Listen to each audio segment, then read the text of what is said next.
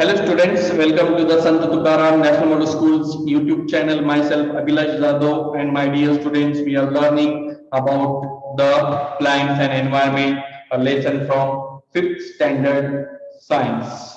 Okay, so in last part of the video, my dear students, we have learned about the classification of the aquatic plants, and the aquatic plants can be classified into the three groups.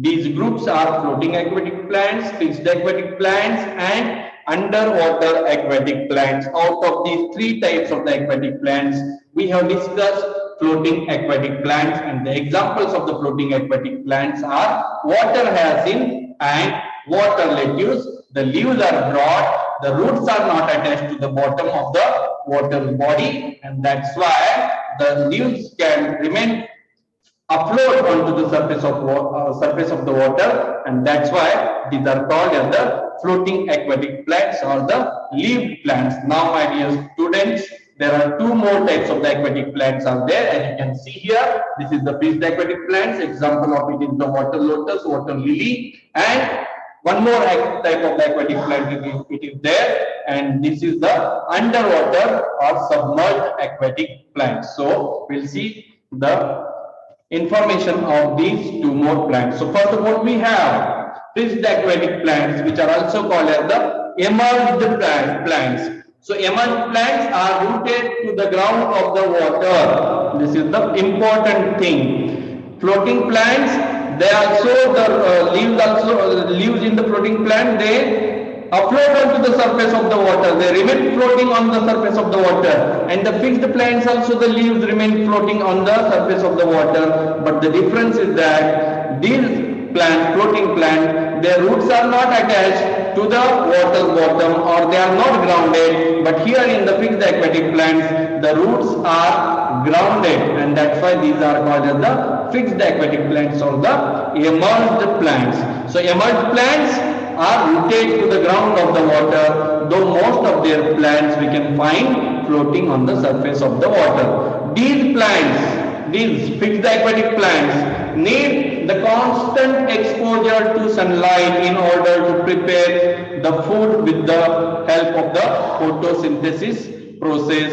And the examples of these plants includes water lotus, water lily, knotweed, and red root. These are the examples of the fixed aquatic plants. Okay, water lotus, the roots are grounded. Water lily, the roots are grounded, attached to the bottom of the water table or water body, and that's why these plants are called as the fixed aquatic plants. Okay, then we will see about the third type of the aquatic plant. And my dear students, the third type of the aquatic plant is underwater or submerged plants. My dear students, submerged plants are also rooted to the water's floor. So these plants grow completely under the water.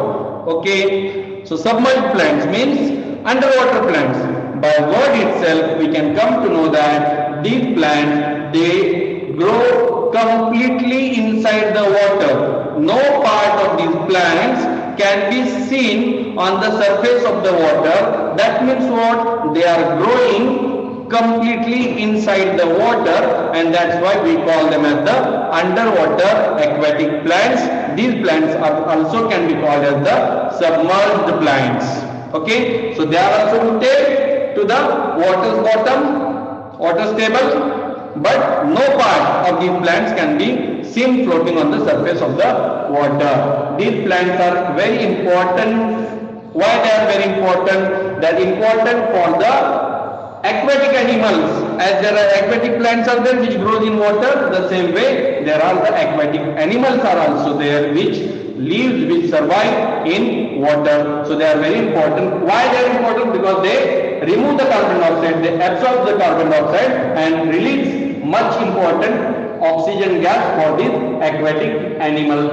The leaves of these plants are thin and narrow. Leaves are not broad and flat. Why? Because the leaves not necessarily, they don't require to float onto the surface of the water. So leaves are thin and narrow. the examples of these underwater plants includes the tape grass. Here you can see the tape grass. Leaves are thin and narrow. Hydrillas and seagrass. These all are the examples of the underwater plants. So here we will stop in this video. In the next part of the video, we will see some more information about the plants. Thank you so much.